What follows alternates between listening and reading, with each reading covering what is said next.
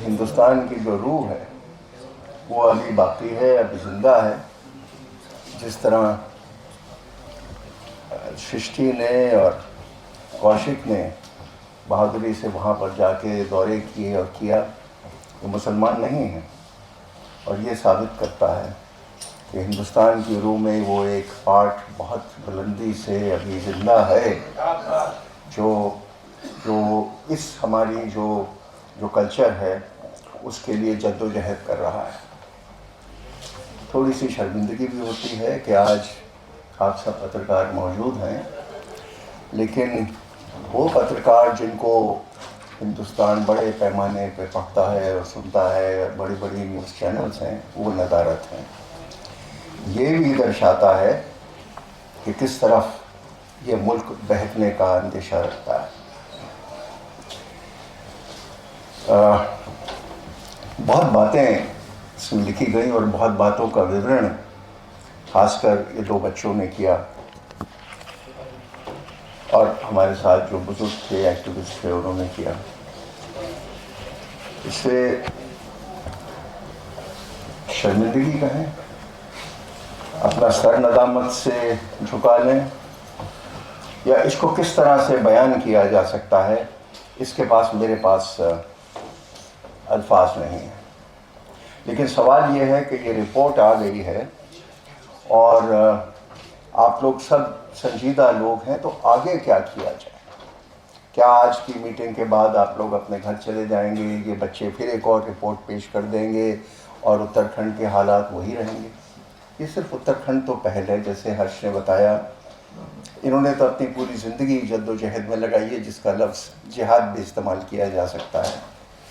کہ کیا یہ صرف آسام اور اتراکھنڈ تک رک جائے گا، یا کیا یہ بہاؤ ہندوستان کے ان ننھے کونوں میں بھی پہنچے گا جہاں شروع ہو چکا ہے، لیکن جہاں اس کی لے ابھی اتنی رفتار نہیں پکڑ پائی؟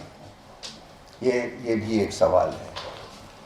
کیونکہ میرے کو ابھی جیسے میں آ رہا تھا گاڑی میں، تو مجھے اجمیر کے ایک صاحب کا فون آیا، درگاہ میں وہ ہیں بھی چشتی. انہوں نے کہا کہ صاحب ایک عجیب سمسیا آ گئی ہے. پچھلے سال تو درگاہ پہ ایک مقدمہ کر دیا گیا تھا کہ یہاں پہلے ایک مندر تھا، خیر وہ کس طرح سے ختم ہوا، تو اب ایک ہفتے پہلے ایک اور مقدمہ ہو گیا. اور یہ مقدمہ بہت ہوشیاری سے کیا گیا ہے کہ اس میں جو گدی نشین ہیں ان کو پارٹی نہیں بنایا گیا ہے. پارٹی کس کو بنایا گیا ہے؟ پارٹی بنایا گیا ہے سرکار کو. پارٹی بنایا گیا ہے وہاں کے جو نظام چلا رہے ہیں ان کو، تاکہ اگر وہ مقدمے میں مقدمہ ٹھیک سے پیش نہ کریں تو آج اجمیر شریف کے خلاف بھی ایک آدیش ہو سکتا ہے. تو یہ جو خطرناک ایک مہم ہے جو در بدر یہ چلتی چلی جائے گی. کل نظام الدین اولیاء کی بات ہوگی کہ بھائی ہو سکتا ہے وہاں مندر رہا ہو اور اس کی بھی کھدائی کی جائے یا نہ کی جائے. تو اس کا ادیش کیا ہے؟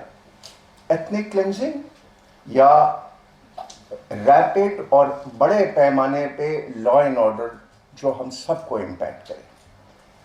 کیونکہ میں نہیں سمجھتا کہ اگر اجمیر شریف ٹائپ کی درگاہ پہ اگر کوئی انگلی اٹھائے گا تو ہندوستان میں لا اینڈ آرڈر نہیں ہوگا. ہم بابری مسجد کی شہادت کے بعد یہ سب دیکھ چکے ہیں. لیکن اس کے لیے جاگروک ہونا بہت ضروری ہے. اس لیے میں یہ سوچ رہا تھا، جرمنی میں بہت ظلم ہوئے تھے، اور جب وہ ورلڈ وار 2 ختم ہوئی تو ایک جرمن صاحب تھے، میں ان کا نام اس وقت بھول رہا ہوں، واز اٹ ویس ملر، آئی فرگیٹ دی نیم. انہوں نے ایک کمپائلیشن کیا اور ان لوگوں سب کا جنہوں نے زیادتیاں کی تھی ایک ریکارڈ بنایا، اور جب وہ ٹائم ختم ہوا تو ان سب پہ مقدمے کیے. تو یہ ایک ریکارڈ آپ کو رکھنا ہے کہ وہاں کون کون ذمہ دار ہے ان زیادتیوں کا، تاکہ آگے سوالات پوچھنے کا جب ٹائم آئے گا تو وہ سوال آپ کریں. اور دوسری بات، اس میں کوئی بڑی چیز نہیں ہے. اس میں ایک چھوٹا سا آفس آپ کر سکتے ہیں جس میں 2-4 اچھے وکیل آپ کو مل جائیں.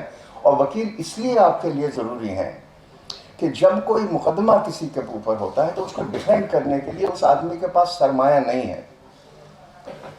آج آپ نے بات کی UCC کی، آپ نے بات کی مذاق ہٹانے کی. مجھے فکر نہیں ہے آپ مذاق ہٹاتے ہیں. مجھے واقعی فکر نہیں ہے کہ کیا کلچر پر اٹیک ہو رہا ہے. مجھے فکر یہ ہے کہ آپ کی زندگی سلامت رہے.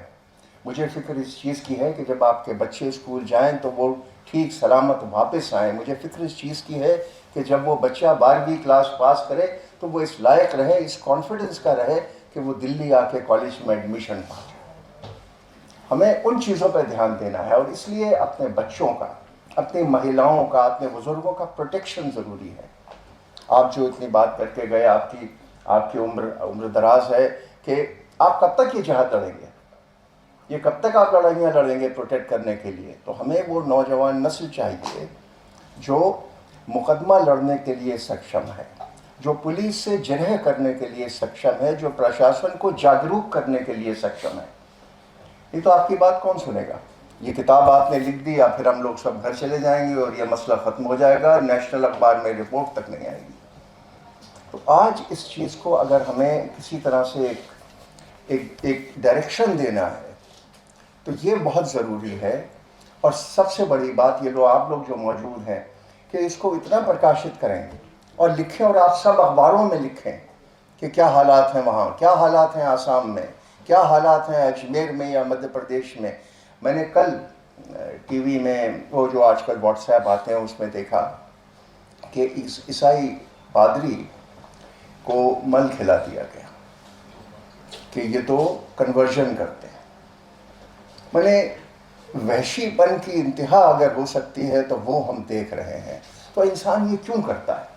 ایک چیز کا اشارہ آپ نے کیا تھا کہ ہمارے پاس نوکریاں نہیں ہیں، اور جب نوکری نہیں ہوتا اور نوجوان آدمی بیٹھا ہوتا ہے اور اس کے ہاتھ میں یہ سیل فون ہوتا ہے تو سوائے چھیڑخانی کے اور اس کے ذہن میں کچھ آتا نہیں، اور فلمیں دیکھ کے ڈن بیٹھک کر کے مسلز بنا کے سب واحیات حرکتیں سوچتے ہیں. تو ہم لوگوں کو سب سے بڑی بات جو آپ کے اتراکھنڈ میں نوجوان بچے ہیں، یہ بڑی لمبی بات ہے اور میں زیادہ کرنے نہیں چاہتا، ان کے تعلیم پہ دھیان دیجیے. مدرسے بند کر رہے ہیں، کر لیں، آپ اس کو نہیں روک پائیں گے، کورٹ میں چلے جائیے گا، لیکن اسکول میں تو اپنے بچے کو پڑھائیے، کالج میں تو اپنے بچے کو پڑھائیے، اور یہ انشور کریے کہ کالج کا بچہ جو پڑھ کے نکلے گا وہ وکیل بنے گا، وہ ڈاکٹر بنے گا، وہ انجینئر بنے گا. آج مسلمان جو ہیں وہ ایک سیکنڈ لیول پہ قابض ہو گئے ہیں. پلمبر آپ کا، بڑھائی آپ کا، الیکٹریشین آپ کا، یہ سب یہ مسلمان کا. جو ان کا اگلا جنریشن نکلے گا وہ آپ کو انشور کر رہا ہے کہ وہی انجینئر بنے، وہی ڈاکٹر بنے. اس لیول سے اس کی پروگریس ہو. یہ ذمہ داری، تاکہ آپ جب جائیں گے تو اس ذمہ داری کے ساتھ یہاں سے جائیں خدا کے واسطے، کہ یہ میٹنگ ناکارہ نہ ہو. وہاں آپ دفتر کھولیں، کوئی ایسا ایک NGO آپ کے پاس ہو، اس کو بلائیں، ہم لوگوں کو وہاں آمنترت کریں تاکہ ہم اور لوگوں سے بات کر سکیں. حج تو اپنی جان پہ کھیل کے پورے ہندوستان میں گھومتے ہیں، تو وہاں بلائیں، وہاں لوگوں سے بات کریں، اور ہم اسٹیٹ سے بات کریں، ہم دھامی صاحب سے بات کریں. دیو بھومی ہونی چاہیے، رکھیں، کوئی آپتی نہیں، بہت اچھی بات، لیکن کسی کو وہاں سے ہٹا نہیں سکتے. جب ہندوستان کا آئین بنا تھا، کانسٹیٹیوشن بنا تھا، تو 3 سال ڈیبیٹ ہوئی تھی کہ یہ سیکولر کنٹری ہوگی یا نہیں ہوگی. اس وقت تو تقسیم ہو چکی تھی، حالات بہت خراب تھے، لیکن اس کے باوجود جب پاکستان اسلامک ریپبلک بنا تو ہندوستان میں 278 لوگ جو کنسٹیٹیوئنٹ اسمبلی میں بیٹھے تھے، انہوں نے یہ نرنے لیا کہ ہندوستان ہندو راشٹر نہیں، سب کی جگہ ہے. اور جو مسلمان یہاں رہ گیا وہ اپنی چوائس سے رہ گیا. اور آپ لوگ جو یہاں موجود ہیں وہ تو پیدا ہی نہیں ہوئے تھے 1947 میں. کئی تو ایسے ہیں جن کے والدین تک پیدا نہیں ہوئے تھے، ان سے کیا تعلق؟ تو میں آپ سے صرف گزارش یہ کرنا چاہتا تھا کہ آج کی یہ محفل اور یہ گیدرنگ یہ بیکار نہ جائے، اس کا کوئی پھل نکلے، اتنا ہی بس ہے. شکریہ.